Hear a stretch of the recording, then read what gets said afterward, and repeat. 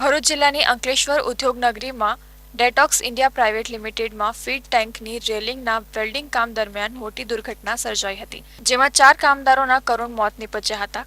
સર્જાયેલી દુર્ઘટનાને પગલે ડેડિયાપાડાના ધારાસભ્ય ચેતર વસાવા પણ કંપની ખાતે આવી પહોંચ્યા હતા અને કંપની અધિકારીઓ સાથે વાતચીત કરીને ઘટના અંગેની માહિતી મેળવી હતી અને મૃતક કામદારોના પરિવારજનોને સાંત્વના આપી હતી। જ્યારે મૃતક કામદારોના પરિવારને કંપની દ્વારા 1 કરોડ રૂપિયાની સહાય ચૂકવવામાં આવે તેવી માંગ કરી હતી। આ મેનેજમેન્ટની ખરેખર ભૂલ છે।